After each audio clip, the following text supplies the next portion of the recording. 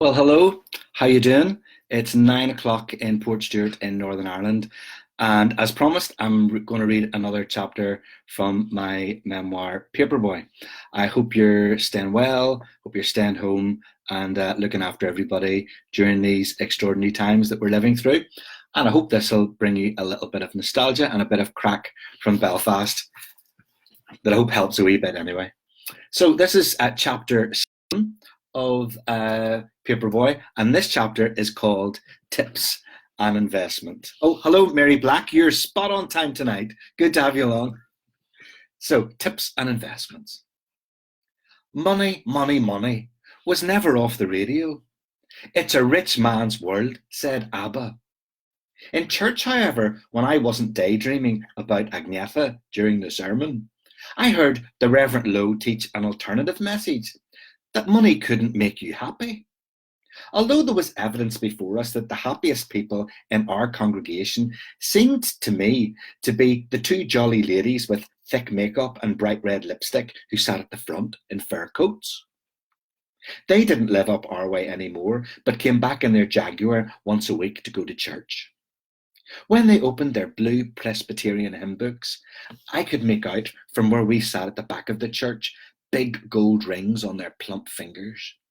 I also noticed that the Reverend Lowe always gave those fleshy hands an extra strong handshake when we all queued up to exchange a few words with him at the church door at the end of every Sunday morning service. They're real ladies and they're very good givers, Uncle Hen once remarked. He counted. My father constantly reminded me that I was working class and should be very proud that we had no money. No son of his was ever going to get above himself, was another one of his usual refrains. So when I joined the nation's workforce as a paperboy, I didn't dare tell Daddy that I felt very well off indeed. Not only did I get pocket money every Friday night and extra pocket money if there was overtime at the foundry, but I also earned £1.50 per week from Al Mac, and on top of that, I got tips. If you performed your duties well and with a smile, you could, I quickly realised, end up with more tips than wages. I soon learned the earning potential of providing a first-class service with a charming smile. Part of my brain had also developed a highly sensitive tip detector. Hello there, Anne Bell Norton from Ontario in Canada. Good to have you listening. And hello, Marie Hall from Wasaga Beach. Great to have you. It's lovely to think you're stories of 70s Belfast there in Canada. Hello, Glenn. Hi, Sky. Hi, Ian. Hello, Marty. Good to have you all along. Hello there, Jim and Marie and Ellen as well. So apart from the more obviously promising tipping scenarios, such as holiday times or when the distinctive smell of Tennant's lager could be detected on the breath of the customer in question, I was soon able to discern from the use of certain words the likelihood of potential earnings. So, sorry if nothing smaller, love, for example, signaled a healthy tip. This was the no change big tip scenario.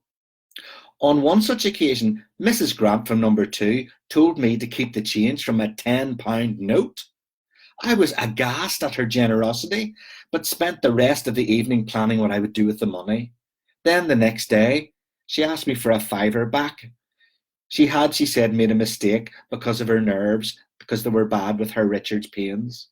So I had to postpone my plans for a fishing rod and an etch-a-sketch.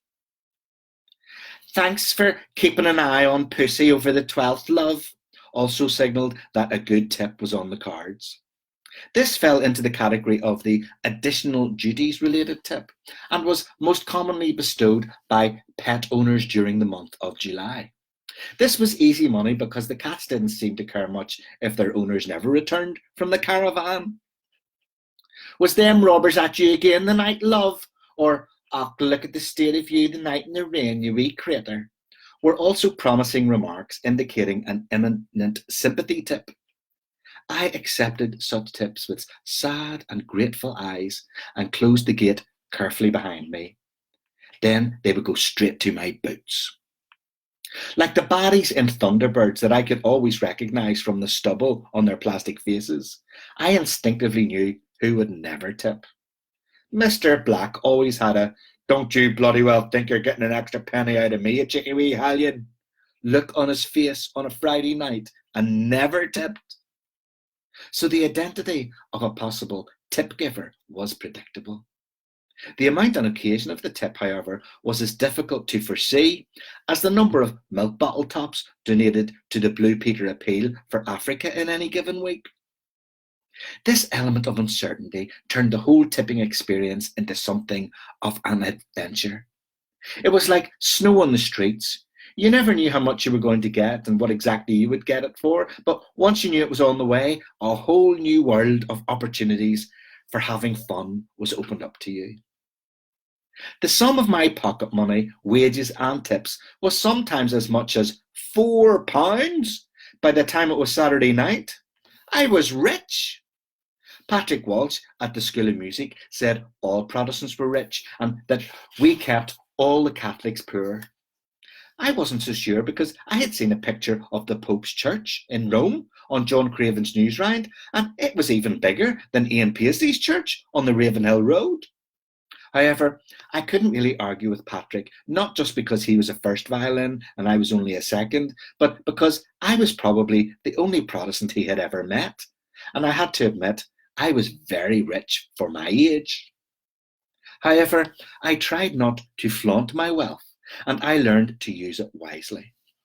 I invested a few pounds every month into my Abbey National savings account, where you got 10 pence for free at the end of every year just for keeping your money there. The Abbey National was on Royal Avenue in the city centre, beside the Grand Central Hotel where the army lived, so it got burnt and bombed quite a few times. In spite of this precarious location, the place was always open, with a business as usual sign and a spirited smell of wet smoke. It felt good queuing up there to make my deposits alongside adults with wallets and purses.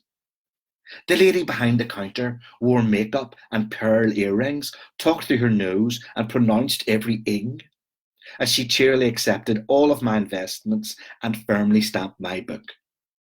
The Abbey National Savings Book had a blue cover, like a Presbyterian hymn book, except with a powerful plastic smell. It was the aroma of wealth. Now, who else is tuned in? Hi, Marty McCauley from California. Great to have you along. The lovely Leslie from up the country's here. Never misses. Hello, Jim Livingstone. Hello, Nigel McComb. Greetings from Oz. Lovely to have you along. I was a Paperboy on the Donegal Road about the same time as you. Love listening to your story. But you know, my granny that I read about in this was Big Isabel from the Donegal Road. She lived in Empire Parade. So many's a time when I was a Paperboy, I was over visiting my granny on the Donegal Road to see how she was doing. So anyway, keeping going with my story about my tips and investments. My very first account was for saving up for big expensive things like a new pair of parallel trousers out of John Fraser's, or my ticket for the Bay City Rollers concert.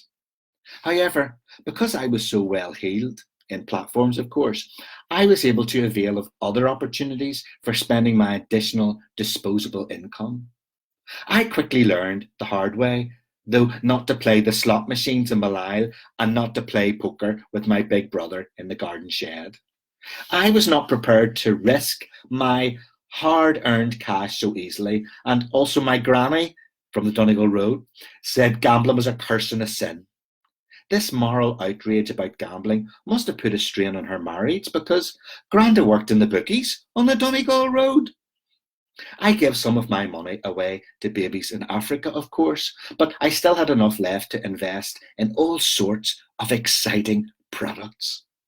So I turned to Look In magazine, my favourite, full of interviews, crosswords and pin-ups of the Bionic Woman and the Bay City Rollers. The back pages of this wondrous publication had adverts for an array of investment opportunities for a boy of my means that were not readily available from the shops on the Shankill Road. The lack of local consumer choices on the Shankill Road was regularly confirmed by the adults all around me. In fact, the road's not what it used to be for shopping no more. they would say. So every week, when the magazines arrived in Owl Mac's shop, I grabbed a look in and scoured those appealing back page adverts. I found stamps and books and card collections and strange creatures to buy, all for the cost of a 50p postal order. First of all, I became a member of the Imperial Stamp Club and got a new set of stamps every month to add to my collection. I got a red stamp collector's book for Christmas and began to stick stamps in the appropriate page for each country. I had never heard of some of the countries and had to look them up in my father's 1959 Percyclopedia. Sometimes my father brought home a bag of old stamps from the war he had borrowed from the foundry, and I added these into my growing collection too. After several messy mistakes, I concluded that I should not attempt to stick stamps in my album immediately after doing the papers, as my inky fingers would soil the crisp white pages.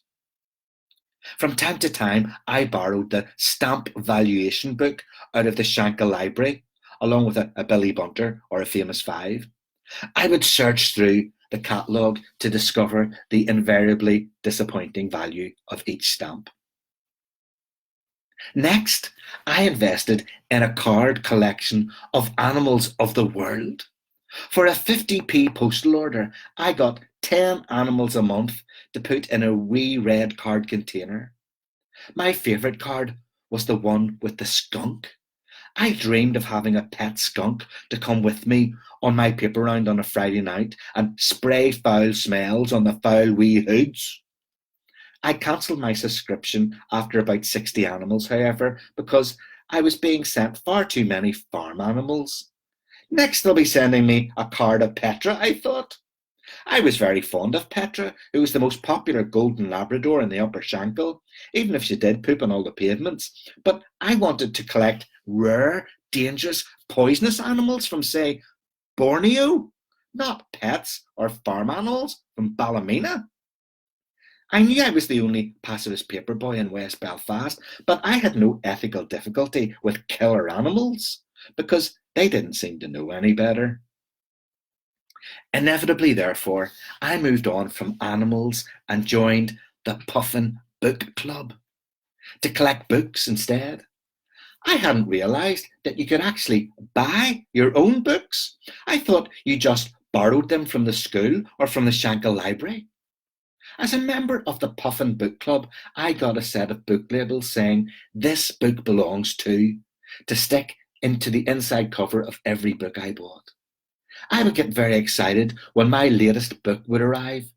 I cherished the smell when you opened the first page for the first time. I started with The Lion, the Witch and the Wardrobe, and eventually blew all my tips on Narnia. C.S. Lewis took me away to another land, one where they listened to the children and the baddies didn't rule forever. I was very proud of my stamp, animal and Narnia collection, but not all of my purchases proved so satisfying. One day, at the back of a Look-In Summer Special, I spotted an advert for sea monkeys. A 50p postal order would buy me a packet of sea monkey eggs. It seemed if I simply added water, these tiny alien-like creatures would hatch in a jam jar in my bedroom, just like magic, and I would raise whole families of them. I was attracted to the mystery of this new species and amazed that I could afford to buy them with my tips. Once the sea monkeys arrived, in a very small packet, I followed all of the instructions carefully. After an initial panic on my part that the creatures had perished in the post, sure enough, they hatched within a few days. Unfortunately, however, the sea monkeys, despite their exotic name, weren't anything like the families of winged aliens pictured in the Look-In advert. They were more like the wee flies you got in rock pools at the seaside when you were looking for crabs and dropped your net, slipping in the seaweed and scraping your knees. In spite of my disappointment, I acknowledge that the sea monkeys were still God's wee creatures, so I cared for my charges like any responsible parent.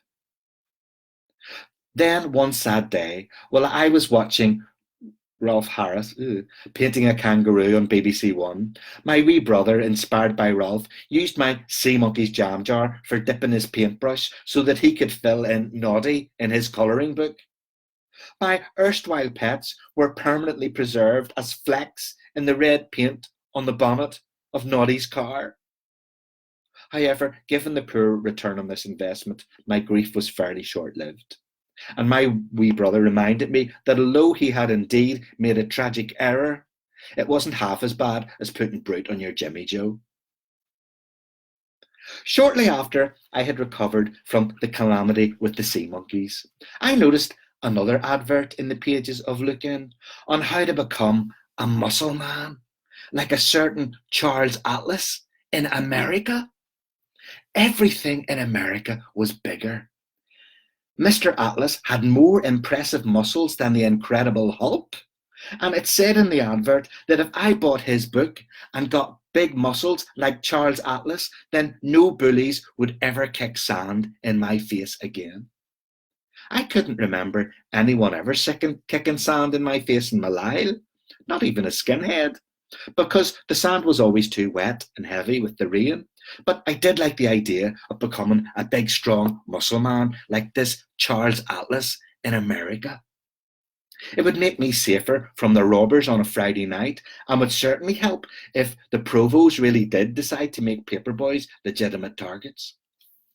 I would be able to lift a dozen paper bags in one hand and Titch McCracken in the other. I would be strong enough to lift Al Mac's van over the barricades in slow motion like the $6 million man himself. It took a long time to receive a response after I sent off my 50p postal order, but I knew Charles Atlas lived in America and realised that it would take a while for him to get back to me. However, on the morning the reply eventually arrived, I was once again disappointed.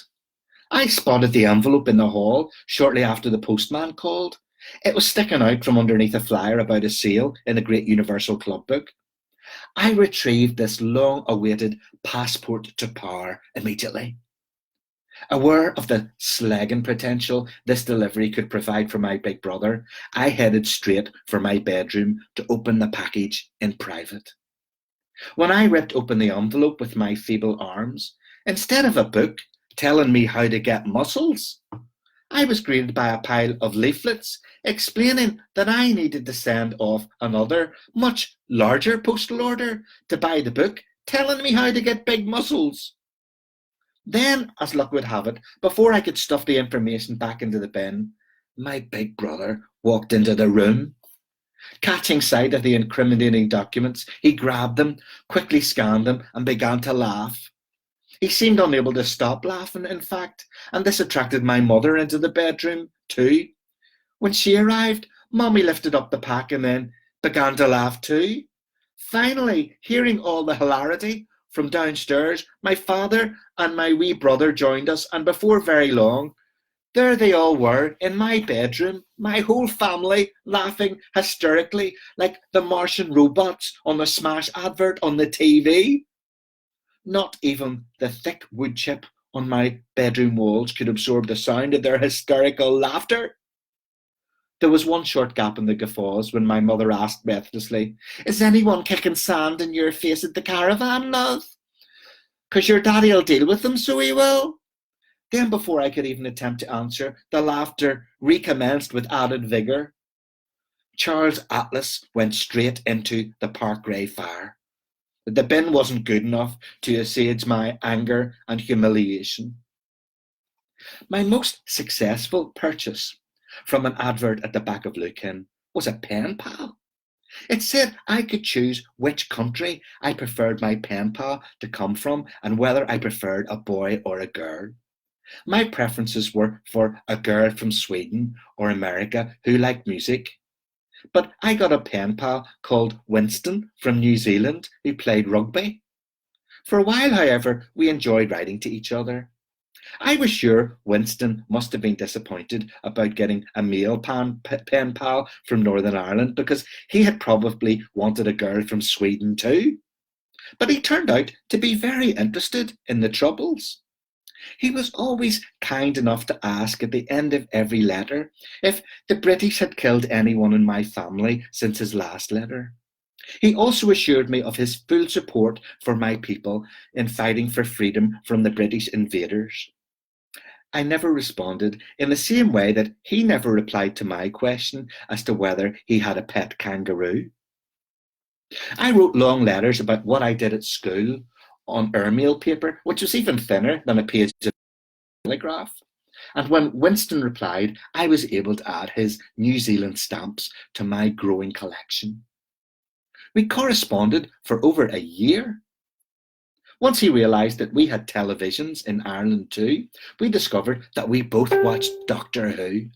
However, the letters ceased shortly after I asked him if there was a Bay City Rollers fan club in New Zealand. But I wasn't going to let a minor discouragement like this dampen my enthusiasm for the Rollers. Since hearing about their forthcoming trip to Belfast from Pammy Wynette, I had been saving every spare tip in anticipation of the moment the tickets for the concert in the Ulster Hall finally went on sale in Spin-a-Disc. When the fated day arrived, the queue went right around the block. It was longer than the daily queues for water during the Ulster Workers' Strike, when the men at the Water Board had cut off our water to keep us British. Along with half the teenagers of the Shankill, I waited for hours and finally emerged triumphant from Spin-a-Disc, clutching my very own ticket to go and see Woody, Eric, Alan, Leslie and Derek perform. There was a massive Bay City Rollers fan base in Belfast. We did Tartan exceptionally well. Our whole gang got tickets for that concert. There was me and my big brother, Heather Mateer, who was the oldest and looked after the money for the tickets, her friend Lynn McQuiston with the buck teeth, former Paperboy Titch McCracken, Irene Maxwell, who was still in love with Big Gianti, Sharon Burgess, who was now, as I have said, my official girlfriend, and Philip Ferris, another Paperboy, who said the Rollers were bollocks, but wanted to go and see them anyway. Philip, whose dad had coached the Boys Brigade football team to victory in 1975, was always very hard to impress. He said a lot of things were bollocks, even being a paperboy for Old Mac. This seemed very ungrateful to me. At the Westie Disco, every time any song came on that Philip didn't like, he just said, bollocks, and walked off the dance floor to the tuck shop. This happened quite a lot. You would be up on the dance floor doing the slush to Elton John and Kiki D, and then the Osmonds would come on. Then from behind you could hear Philip Ferris shouting, bollocks, before heading off for a packet of potato, cheese and onion. He seemed unworthy of a Bay City Rollers ticket. And ours were no ordinary tickets either. We had got the last balcony tickets. I had never sat in a balcony before. The next day, I brought my treasured ticket into BRA to show it off, but I was surprised and disappointed at the lack of enthusiasm in the playground. Tartan was clearly less popular at grammar school. Not everyone was impressed, and they weren't just pretending to be not impressed because they were jealous, like when you came top of the class in English. My former fellow band member Ian from the Tits just shook his head, told me to wise a bap, and slapped me across the head with his new musical express. I didn't tell the teacher on him in case I got my ticket confiscated along with Ian's NME. I just couldn't understand the hostility. I accepted the Rollers weren't a serious rock band like Status Quo, but they were always number one on the top of the pops, and they were brilliant to sing along to in the Westie Disco and on downtown radio. When I told Mr. Rowing at my next guitar lesson that I was going to see the Bay City Rollers, he just said, lovely, and redirected me back to Hang Down Your Head, Tom Dooley. He clearly had no idea who they were. So let's see who else has joined us this evening. Hello, Tiffany. Svensson, good to have you along. Hello, Julie and Jackie and Jerry. Hi, Brian. Hello, Nicole Devlin. Hi, Sheila Mitchell. Hello, Honor Brake, who played my mother so brilliantly in the Paperboy musical. Oh, yes, the Sea Monkeys. It's all coming back. And there's Emer, who played the lovely Sharon Burgess this year as well. Hello, Warren Manley. Long time no see. Hi, Stephen, Nigel, Alan McCready. Yes, son of the famous breadman himself. I might start reading that book after I finish this one. Hello, Andy Macaulay and Jason and Sharon. Yes, Caleb was brilliant in Paperboy as well, playing my older brother. Hello, Mary and Alan. Hi, Harriet. How are you? Oh, Pat Grogan, what about you? He was right about the rollers. Okay, fair enough. Fair enough. And hello, Brona as well. Good to have you all along. So here's what happened next.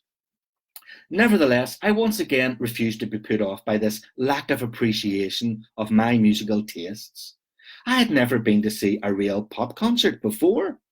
I had once won a ticket in a raffle to go and see the Wombles at the ABC in Belfast, but that was cancelled after the first night because everybody complained that it was just men dressed up in suits. It was even on the news headlines before the bombs that day. Most of the big pop stars didn't do concerts in Belfast, of course, because they thought we would kill them. Cliff Richard came over every year to do a gospel concert, but that was always on his own with an acoustic guitar because his band was too scared to come with him. Cliff must have believed God would keep him safe from us. But hardly anyone else ever came, so the Bay City Rollers playing in Belfast was a really big deal to the legions of parallel-trousered and tartan-scarred youths. After all, we had had tartan gangs on the Shankill long before the Bay City Rollers ever existed. I kept my ticket safely hidden beneath my remote-controlled Dalek in my room, waiting patiently for the months to pass until I could exchange it for an audience with the Scottish gods of rock in the historic surroundings of the Ulster Hall in Belfast city centre. This ticket would be my wisest financial investment of that time. It was worth every routed robber, every hailstone soaking, and every slither on Petra's poop. I had earned it, so I had. So that's chapter 7, Paperboy. I hope you enjoyed it. Good to have you all along. Hello, Tiffany. Yeah. Oh, yes, you're loving me. Yes. You see the ABBA sign? Can I go? You see the ABBA sign behind me, Tiffany? There's a story about that. So for my 50th birthday, Leslie took me to the ABBA Museum in Sweden, and we were trying to buy something, like something to take home.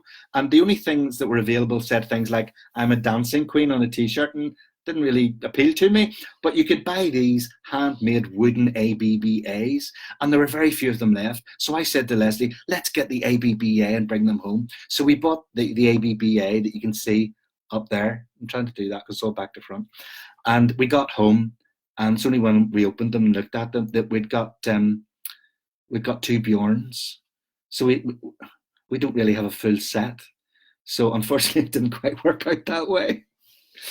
So anyway, thanks for coming along this evening, and I hope you've enjoyed it. And I hope you'll join me tomorrow night, where I'll be moving on to the next chapter of Paperboy. In the meantime, stay home, stay safe, and stay well. Bye for now.